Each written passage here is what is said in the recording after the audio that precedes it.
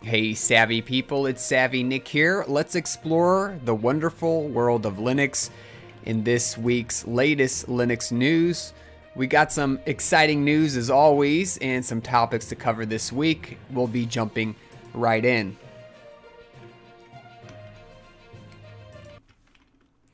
Thanks everybody for joining in today. The first topic we're talking about here is ZStd, also known as ZStd, has a new release version available now with quite a boost in compression performance. So really, both compression and decompression speeds have been boosted with this latest version. Let's check out some of the performance benchmarks included from the release on the GitHub page. That's where I'm at right now with the latest release of ZStd version 1.5. Committed about 19 hours ago. And it talks a little bit about performance here. Says improved middle level compression speed.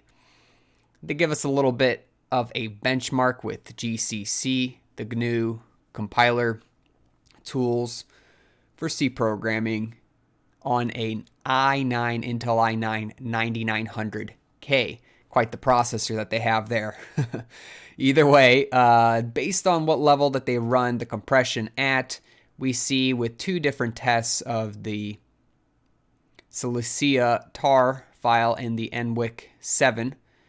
The change in speed here, there's a boost of 25% here at level 5, 50% at level 6 compression, 7 gives you about a 40% boost, and it keeps going down, but what's most notable, of course, is at level 12, you see a 110% boost here, and then under NWIC 7, 140% boost. Quite the boost in compression. And then there's notes from the author here on heavily loaded machines with significant cache contention. We have internally measured even larger gains, 2 to 3 times the speed at levels 5 to 7. So again, the mid levels are where they saw the most performance boost, although even at the high levels, they seem to have quite a bit of boost. Welcome everyone to Linux News, the Linux News stream. If you got anything you'd like to say, just say hi in the chat.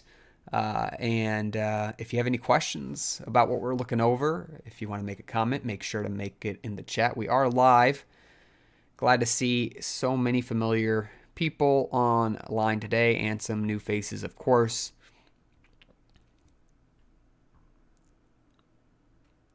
Also, smash that like button for me if you're just joining in on the stream.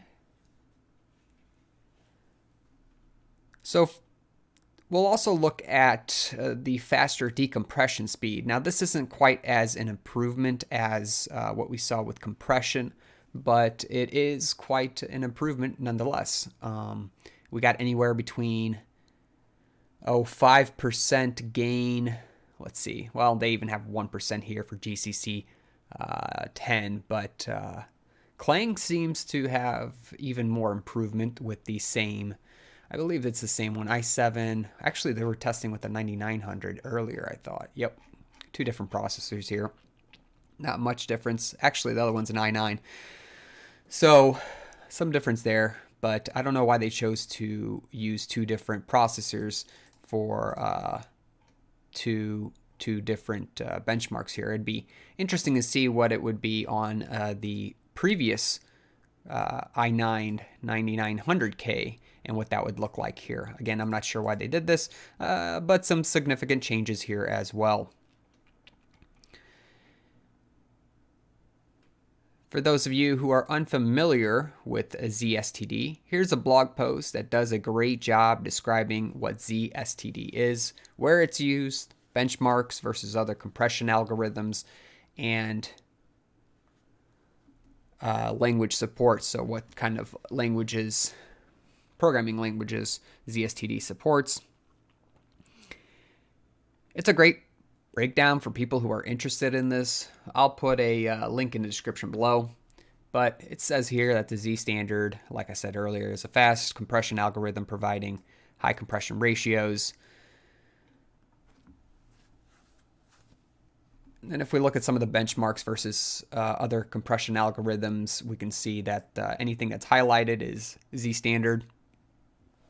And some of these are flags to optimize ZStd. And it says that it can reach decompression speeds of up to 2200 megabytes per second.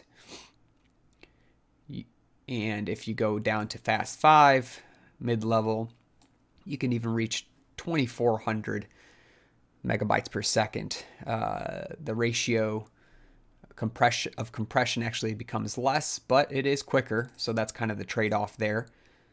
You can see that compression speeds across the board compared to other compression algorithms are quite significantly better. If you do a level 5, 700 megabytes per second, the only thing that comes close here is this one here. Continuing down, we can get some graphs about how they compare against other algorithms. Again, it's just a nice little read if you want to check it out and just see a few comparisons. Of course, they boast that they are super supportive as far as their API set goes for all sorts of different programming languages. And then they list those programming languages below. So quite the offering there for ZStd. Rummet just stopping by to say hi. I am not savvy though. Well, hi there, Rummet. Thank you for stopping in and stopping by to say hi.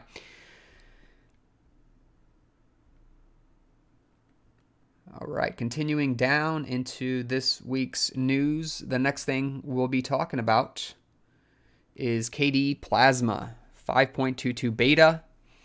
And if you're new and stopping by to watch this stream today, make sure to subscribe below and hit that notification bell for more Linux and operating system videos. It's been quite the week here on the Savvy Nick channel. A lot of good content, in my opinion, has come out. I posted a link to the System 76's new keyboard offering called Launch. I did a video about this. Quite excited about this new keyboard hardware offering from System 76. I'm a fan. I also have Bode eLinux review 6.0 review available. Check that one out.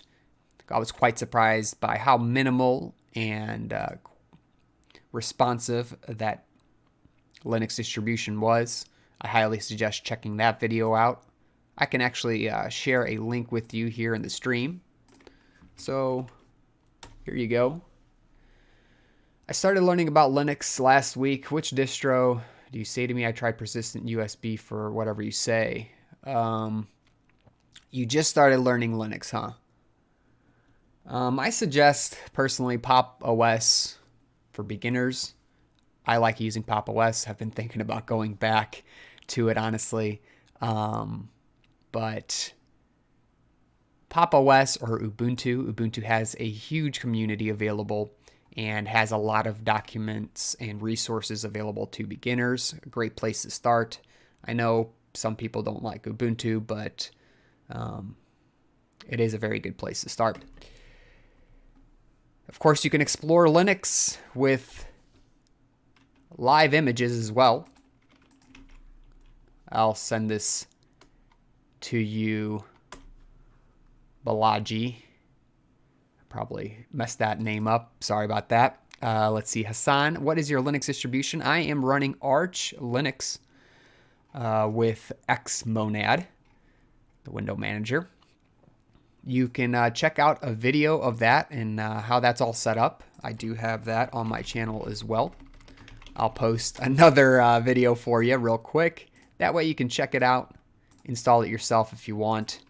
It's great, actually made by one of our Discord community members. Thank you so much for developing that. They're actually in the works for another beautiful build, hopefully coming out soon. I'd love to try it out. Joseph asks, have you ever met any of the crew at System 76? No, I have not. I would love to travel to Colorado and check out that their company, or I don't know if they have a production setup for these keyboards or something. I'm very interested in that type of stuff too. So I have not met anybody from the crew at System 76. I would love to. Again, I would love to tour their place. I'd be willing to go out there as well. All right, let's get more into the KDE Plasma 5.22 beta, which has been announced with some improvements to their desktop environment. Let's check out this beta announcement and see what improvements have been made. You can, of course, test the latest build by using KDE Neon, the testing edition. We'll check that out in a bit, but before we do, smash that like button. And the quest for stability and usability has started. Looks quite great on their rendered laptop here.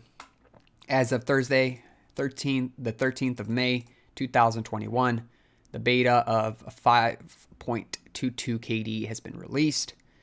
Of course, this is not for production environments, as they say. There's a disclaimer here, but for testing purposes, if you're willing to test KDE or using KDE, test out 5.22 and get back to the development team in case you find any bugs. That's the whole point of the beta. So it's always nice for people who support KDE to test it out for the developers. Some of the general Plasma stuff that's been changed out. Really, the three bigger changes is Plasma's replaced their K-Sys guard with the Plasma system monitor. There's largely improved Wayland support, probably the biggest thing, and Kwin now supports direct scan out for non-NVIDIA GPUs using Wayland, which will improve performance on full screen Windows. That's pretty significant when you look at it here in KDE. But some of the more general things that were changed out here, there's a new adaptive transparency feature. Kickoff doesn't suffer irritating delays anymore. Support for activities on Wayland. Global menu applet now lets you search through menu items on Wayland. Task Manager's Highlight Windows feature now only highlights windows hovering over the Windows thumbnail and tooltip. Global shortcuts involving non-Latin symbols of non-US keyboards now work properly. Of course, Wayland support in general has been improved significantly, and you can change the size of sticky note widgets. System settings have been changed up a little bit, the system tray as well. Notifications a little bit, KRunner, Kwin, and graphics. If you want a live image, you can get it with any of the live images available from the various different KDE Plasma 5 distributions, such as Ubuntu or KDE Neon. Those are all great distributions that heavily cater towards KDE support. So if you want to get involved, of course you can by going to the community.kde.org get involved page. If we want to, let's say, I already have a live image up. I'll be bringing it up in a moment. That's not what, oh yeah, here, KDE Neon. Let's just go to the download page here. If you want to test this out, you can use the testing edition. This is the day before release. A testing release always. It's currently running what they call KDE. Let me just bring it over here real quick. I actually have it running here in the background. This is KDE version 5.19.9. So it's actually version 22, but it's the testing version. So let me log in real quick. We'll check things out. If anyone has some suggestions on what they want to check out with KDE, I'd be glad to try giving those a shot. Let me look at the questions real quick once more. Tried pop today. That's a perfect match between you and me in persistent, but I can't enable Wi-Fi. Is persistent is like the Wi-Fi is not supported? No, it's supported because you have to be able to download some packages in the live environment while installing packages. So if I had to guess, there's probably some sort of drivers missing for the Wi-Fi adapter that you have on your computer. You might want to check out what model of Wi-Fi adapter you have and see if there are any proprietary drivers available for that Wi-Fi adapter. Good luck with that one. That can be a pain in the butt sometimes. All right, so KDE, let's see, about system information. So like I was saying earlier, I said that wrong actually. I said 5.19. I don't know why I said that. 5.21.9. Got some numbers mixed up there. This is effectively the beta for 5.22. So, of course, check it out. We'll look at, let's see, memory usage here. We have, I don't really like this view. Let me get htop. Doubt they have it. Console is going to be the terminal here. Sudo apt install htop. We'll get that real quick. We'll check things out. Axvara, we were just talking about your build earlier. Welcome to the stream. Thanks for stopping in and stopping by. Good morning there, Low Spec. Party Sepe, hey there, how are you? I'm doing quite well today. Just checking out KDE Plasma 5.22.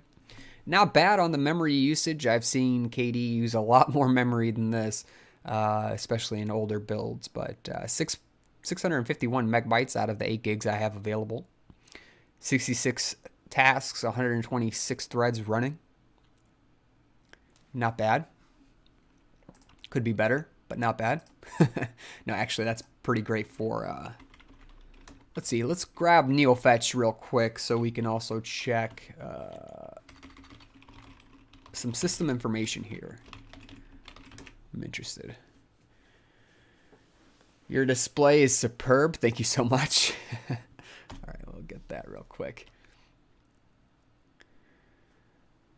If you're just stopping in and stopping by, make sure to smash that like button for me. It really does help me out. Quite a lot of videos released today, or sorry, this week. Hope everyone's gotten a chance to check some of the Bodhi Linux review out and how to explore Linux using live images. Also, one of my favorites, the saga of the Linux advisory board responding to the University of Minnesota. Talked about that earlier. All right, KDE Neon here, testing edition, the 64-bit. Of course, we're using VirtualBox to emulate this. If we look down here, let's see. 24 minutes up. Okay, so they have 1,661 packages here.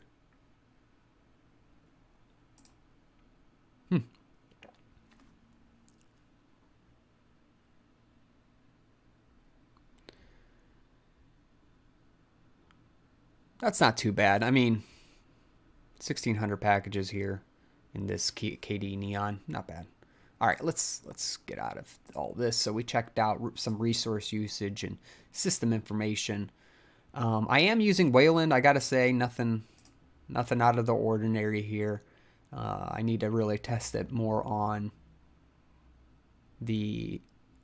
some physical hardware would be nice.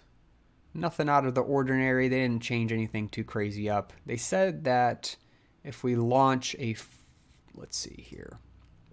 What if I launch Dolphin? So transparency. I don't see any transparency there. I'm looking for something with transparency. Does this have transparency at all? Not really.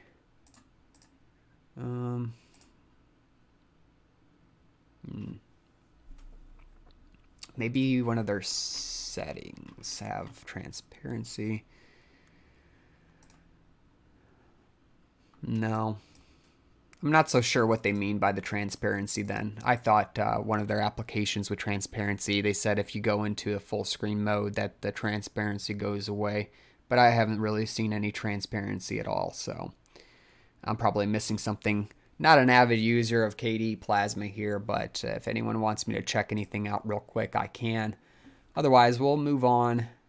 I'll keep this in the background if I get anybody letting me know what to check out. We already looked at all the releases, but mainly stuff we can't test, at least in a virtual environment. It's nice to see that you can run that. Why call a file manager Dolphin? I don't know, someone got excited, maybe likes dolphins, made the file manager, and boom, you got the name Dolphin. I have no idea. Participe does Manjaro 21.04 come with GNOME 40? I don't know. I don't think so.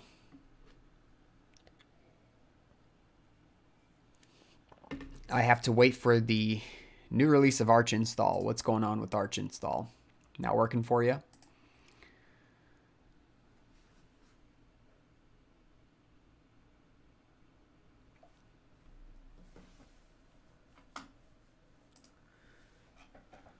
Moving down into looking at some benchmarks. Finally, we'll take a look at these benchmarks of Windows 10 versus Ubuntu 21.04 using the exact same setup here with the Ryzen 9 5900X and see what operating system performs better.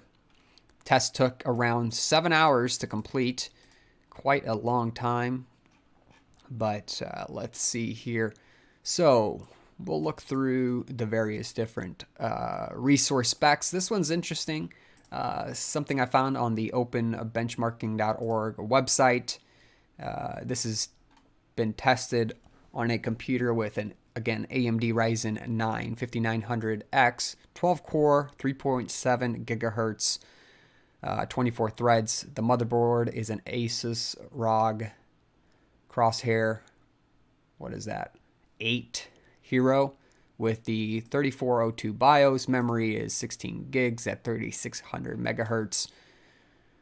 And they have a terabytes Sabrent Rocket 4.0 Plus, and the graphics card is an NVIDIA RTX 3090.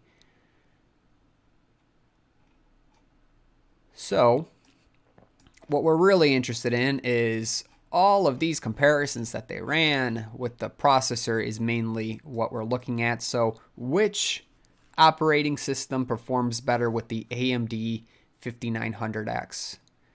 You can put your guesses in the chat, but we're going to go straight down to the results.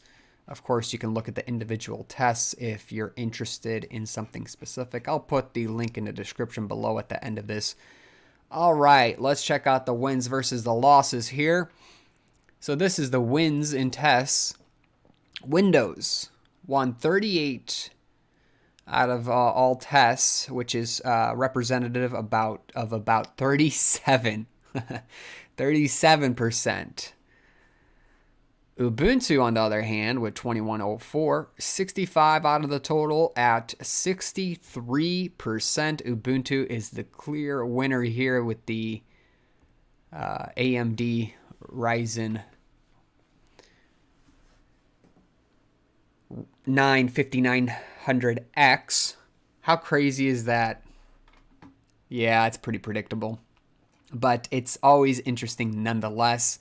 It shows you how powerful the Linux kernel is, and you know how well it is optimized versus Windows. Although, you know, some of the graphics support is a little bit lacking. Of course, you know, you can't play all the games that you'd want to play and that's available in Windows.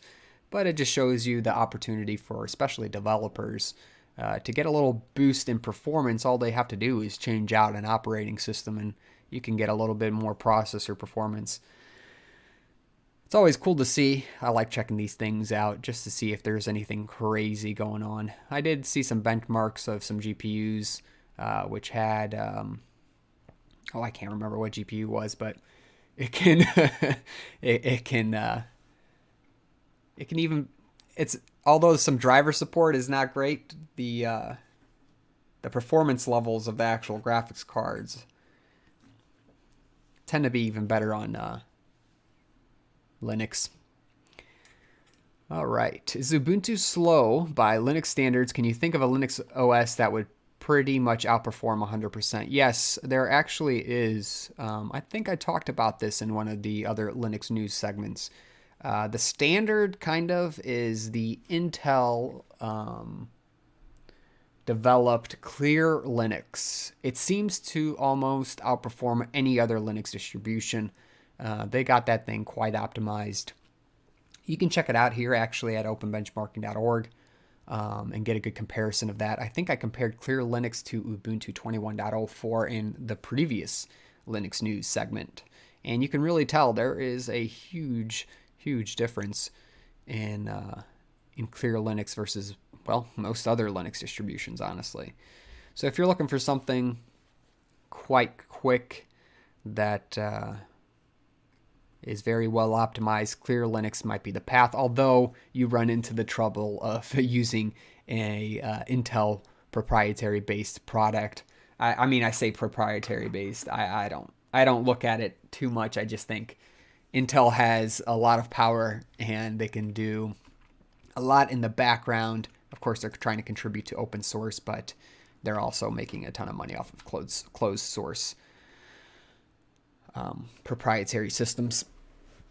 So, be that as it may,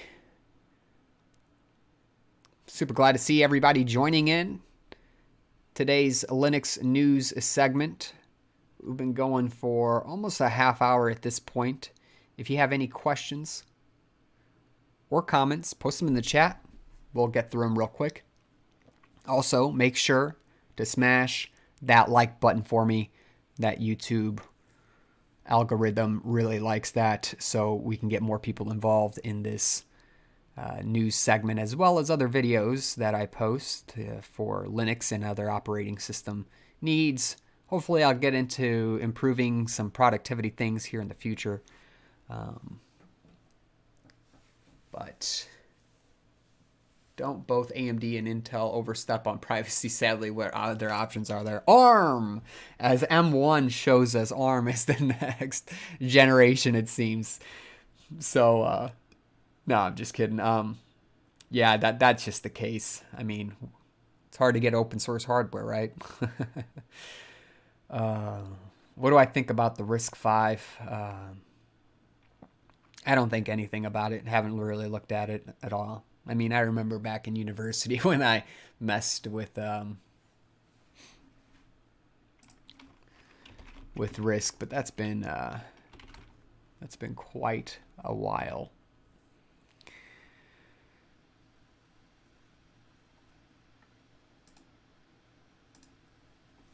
One of my EXEs called her a more impudent, insolent, impertinent. Whoa. He never liked me. Joseph.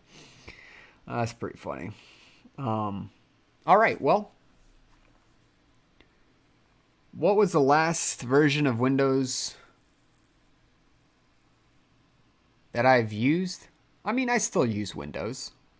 I kind of have to use Windows. So I don't know what update I'm on right now, but I tend to stay with the latest and greatest update. Of course, it's Windows 10. If you want to ask what is the first version of Windows that I used, maybe ME or 98, I don't know. Nick never fails to amaze me. Well, thank you there, Oxvara, for the nice comment. Also, I did see your message earlier saying that you have that new build. Is that available now? Because yes, I am looking for a little bit of a refresher. I was honestly thinking about switching operating systems here soon. Not going to say to which one quite yet, but there will be a video very soon. Ubuntu is stable. I think you miswrote there. Victor, welcome to the stream. Thanks for stopping in and stopping by. I think it was Windows 98 as well. Nice. My first version was Windows 7. Okay. What was your first version of Linux? That's a real question. I think my first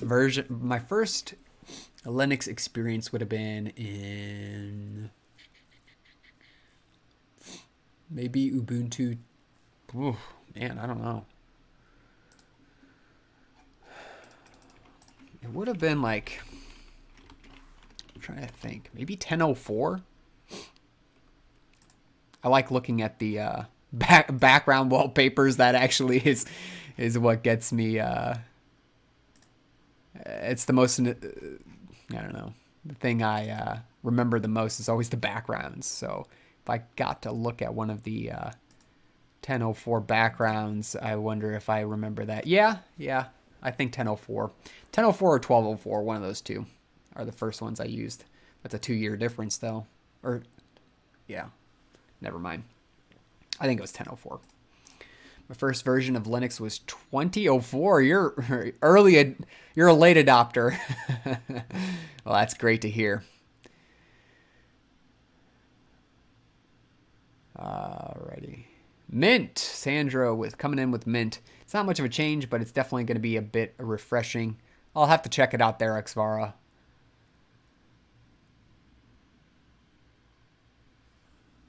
Yeah, Steven Anderson, Ubuntu is stable. I don't have problems with it running it as a main driver or Windows 10 second for gaming. Yep, I did that for quite a while.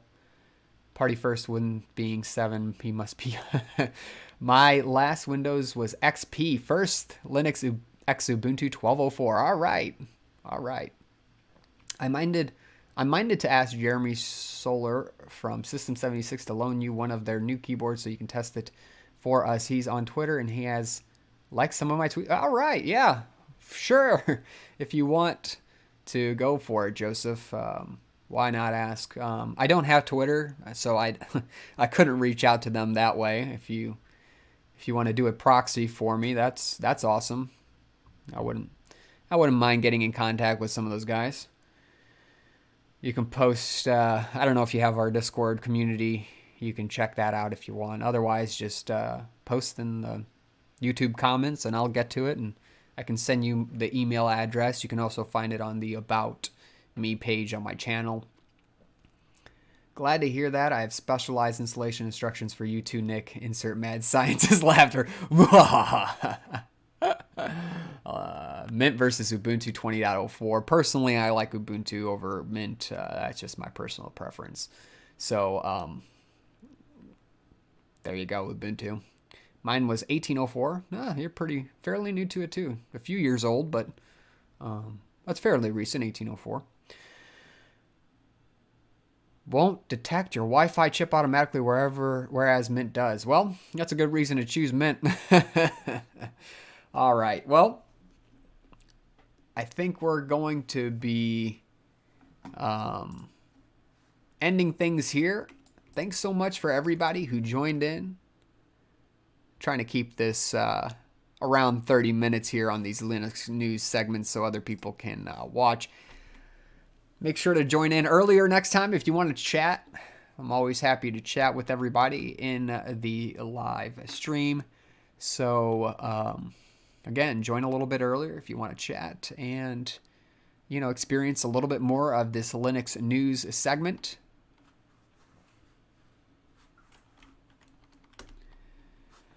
This is Savvy Nick signing in and signing out and maybe signing in next week. Either way, make sure to subscribe below and make sure to like the video. Catch me and a great community on Discord, and I'll catch you in another video. Thanks for watching.